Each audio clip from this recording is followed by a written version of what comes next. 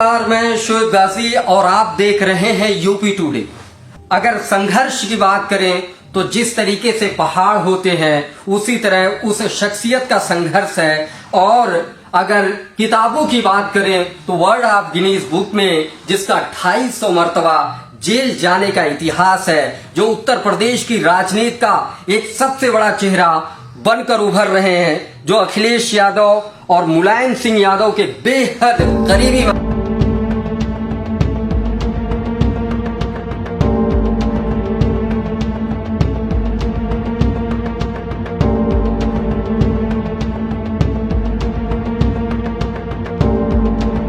तो मुलाकात करवाते हैं उस व्यक्ति, उस शख्सियत से जिसका इतिहास बहुत ही लंबा है, बहुत ही गहरा है, बहुत ही पुराना है। इनके संघर्षों की कहानी को देखने के लिए आप सामने देखिए। कॉलेज लाइफ से शुरू हुआ इनका राजनीतिक कैरियर समय के साथ परवान चढ़ता चला गया। जनहित के लिए चाहे भूख हड़ताल हो या सलाखों का चक्कर काटना मंजूर था, लेकिन अपनी जनता को बेबस देखना बिल्कुल भी मंजूर नहीं। शायद यही वजह रही जिन्हें अपनी उम्र के तीसरे पड़ाव तक 250 बार जेल जाना पड़ा, जिनका नाम वर्ल्ड ऑफ गिनीज बुक में भी दर्ज है। रविदास मेहरोत्रा का सियासी सफर 1973 से शुरू हुआ, जिसके ठीक 2 साल बाद भारत में आपातकालीन की स्थिति उत्पन्न हुई। मायावती के शासनकाल में 2007 से 2002 के बीच 1-2 बार नहीं बल्कि 18 बार जेल गए। 2007 से और 2012 के बीच में हम कम से कम 18 बार जेल गए हैं। एक बार का इत्तेफाक तो ऐसा हुआ जब रविदास मेहरोत्रा की जेल में मुलाकात सपा के प्रमुख मुलायम सिंह यादव से हो गई, जिसके बाद होना क्या था साथ बोलिए। संघर्षों की उस कहानी को देख लिया है, सुन लिया है और समझ लिया है कि कितने संघर्ष इनके जिंदगी में आए हैं और गए हैं। बहुत सारे सवाल पूछेंगे, खास करके ये सियासी हलचल, ये सियासत की जिस तरीके से मैदान पूरी तरह सज चुका है। अभी कुछ ही समय में लोकसभा के चुनाव होने हैं और जिस तरीके से पूरे उत्तर प्रदेश नहीं बल्कि पूरे भारत में सियासी हलचल तेज हो गई है, ऐसे में सवाल तो बनता है, क्योंकि उत्तर प्रदेश का अगर दिल की बात करें तो लखनऊ है और लखनऊ सीट से जो है इंडिया गठबंधन के प्रत्याशी हैं रविदास मेहरोत्रा जी, जो हमारे सामने आज हाजिर हैं। बहुत सारे सवाल करेंगे और समझने की कोशिश भी करेंगे कि इस बार किस तरह आप इस सियासी मैदान की नैया को पार लगाएंगे। हम लोग लगातार जनता के कष्ट में, दुख में, उनकी समस्याओं में हर वक्त उनके साथ रहते हैं। जनता की एक आवाज पर हम लोग उनके पास पहुंचते हैं और कहीं पर भी कभी कोई जुल्म, अत्याचार और अन्याय हुआ है तो हम लोगों ने वहां पहुंच करके जुल्म के खिलाफ संघर्ष करने का काम किया है। लखनऊ शहर में जब कोरोना फैला हुआ था, हम लोग लखनऊ में जनता के बीच में थे और पूरे कोरोना काल में एक दिन भी लखनऊ के सांसद लखनऊ नहीं आए और आधे लखनऊ से अधिक जगह पर लापता सांसद के पोस्टर लगे हुए थे। उनको जनता की समस्याओं से कोई मतलब नहीं है। लखनऊ में आते हैं तो यहां पर डिफेंस मंत्रालय की एक कंपनी है HAL, उसके 28% शेयर बेच दिए गए। जो HAL 20,000 करोड़ रुपए के लाभांश में है, उस कंपनी के रक्षा मंत्रालय की कंपनी के शेयर बेचने का काम हो रहा है और 28% शेयर बिक गए।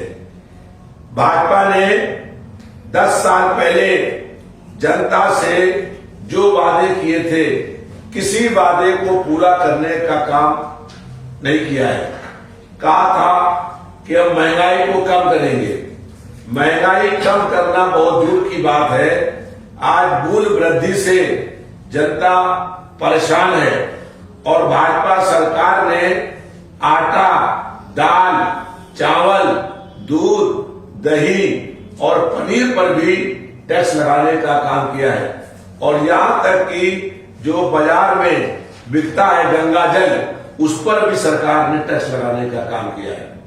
कहा था जो नौजवान लोग हैं उनको नौकरी देंगे और 2 करोड़ नौजवानों को हर साल नौकरी मिलेगी। लेकिन नौकरी देना दूर की बात है, जो लोग नौकरी में लगे हुए थे उनको भी निकालने का काम हुआ और जो नौजवान हैं उनको ठगने का काम इस भाजपा सरकार ने किया है। नौकरियां निकलती हैं, उसके फार्म भरे जाते हैं, फार्म भरने के नाम पर नौजवानों से पैसा लिया जाता है और उसके बाद सरकार भारतीय जनता पार्टी के नेताओं के माध्यम से पर्चे को लीक आउट करती है। बाद में पर्चा बिकता है मार्केट में और उसके बाद परीक्षाएं निरस्त हो जाती है और फिर नौजवान वही का वही खड़ा रहता है। पिछले 7, 8, 10 सालों में यही होता आ रहा है।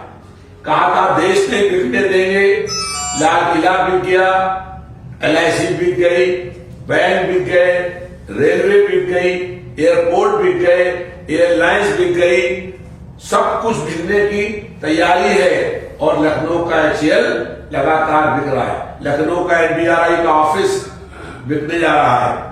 तो भाजपा के सरकार ने जनता से कहा था हम अपराध को कम करेंगे। आज बेतहाशा अपराध बढ़ रहे हैं, हमारी कोई बहन और बेटी सुरक्षित नहीं है। जिन अपराधियों की पुलिस तलाश कर रही है वो अपराधी मंत्रियों की गाड़ी में घूमने का काम कर रहे हैं।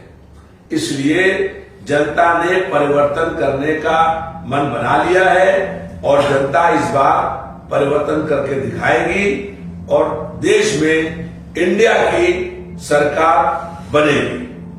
मोदी की लहर चल रही है, ऐसा लोग कह रहे हैं कि इस बार मोदी की लहर है तो फिर से सरकार भी मोदी की ही आएगी। भाजपा सरकार के विरोध में जनता की लहर चल रही है और जब जब भाजपा डरती है ईडी को आगे करती है और इस वक्त पूरे देश में जो नेता हैं उनको CBI, ईडी, इनकम टैक्स और जेल का डर दिखा करके भाजपा में शामिल करने का प्रयास हो रहा है। जो डरपोक और कायर भ्रष्ट नेता हैं वो भाजपा से डर गए हैं। हम लोग भारतीय जनता पार्टी की ईडी से, CBI से, इनकम टैक्स से, दमन से, मुकदमों से, जेल से डरने वाले नहीं हैं और हम लोगों ने पिछले 49 सालों में संघर्ष करने का काम किया है और संघर्ष हमारा जारी है। न थका हूं, न हिम्मत हारी है, जज्बा है परिवर्तन का, इसीलिए संघर्ष जारी है। मैंने अपनी कहानी में एक चीज नहीं बताई, उम्र बहुत ज्यादा है और जिस तरीके से आप थोड़ा सा अपने दिनचर्या के बारे में बताएं कि सुबह कैसे उठते हैं और उसके बाद कैसे पूरा दिन भर मेहनत करते हैं। कहीं ना कहीं जब हम लोग सीढ़ियों पे चढ़ रहे थे तो ऐसा लग रहा था कि कहीं ना कहीं आप भी बहुत वो हो जाते हैं कि मतलब उम्र के हिसाब से। तो आपके लिए डेली पूरा दिन चलना, पूरी रात इस तरीके से चलना मुश्किल नहीं होता है? देखिए भाजपा के जो सांसद हैं वो मुझसे उम्र में 10 साल बड़े हैं तो और हम लोग लगातार जो संघर्ष करते रहे हैं, मेरे पैरों पर कम से कम 400-500 लाठियां पड़ी हैं। तो हम लोग कभी भाजपा सरकार के किसी भी दमन जुल्म से न झुके हैं, न कभी डरे हैं, न कभी डरेंगे और हम लोग संघर्ष करने का काम करते रहेंगे। जनता के मुद्दों को लेके, जन समस्याओं को लेकर के ये अनवरत संघर्ष हम लोगों का जारी है।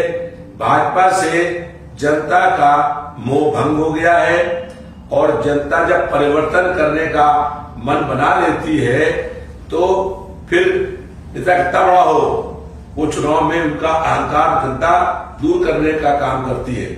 जैसे कबीरदास जी का एक दोहा है, बड़े हुए तो क्या हुए जैसे पेड़ खजूर और पति को छाया नहीं, फल लग गए थे दूर। तो वही आज यहाँ लखनऊ शहर में जो है कुछ ऐसे लोग थे जो आप ही के पार्टी में थे और पार्टी को छोड़कर चले गए और कहीं ना कहीं वो संतुष्ट हैं जो आप ही लोगों पर आग बनकर बरस रहे हैं। इसको कैसे देखते हैं आप? भारतीय जनता पार्टी की सरकार ईडी, CBI, इनकम टैक्स, जेल का डर दिखा करके और कुछ लोगों को बड़ा प्रलोभन दे करके इंडिया मोर्चे को कमजोर करने का प्रयास कर रही है। लेकिन जो लोग छोड़कर गए हैं उनके साथ जनता नहीं है, जनता हम लोगों के साथ में है। और जो लोग छोड़कर गए हैं वो लोग उसी स्थान से चुनाव दोबारा लड़े तो उनको अपनी हैसियत मालूम पड़ जाएगी। जैसे एक विधायक थे सपा के दारा सिंह चौहान, उन्होंने छोड़ा, भाजपा में गए और जहां से विधायक थे उसी स्थान से चुनाव फिर लड़े और बहुत भारी अंतर से विरुद्ध रहे, चुनाव हार गए। ऐसे ही जो लोग छोड़कर गए हैं उनमें अगर जरा सा भी मॉडलिटी है तो अपना इस्तीफा दें और वहां चुनाव लड़े, मालूम पड़ जाएगा उनको कि उन्होंने कितनी भारी गलती करी है और जनता में कितना आक्रोश व्याप्त है।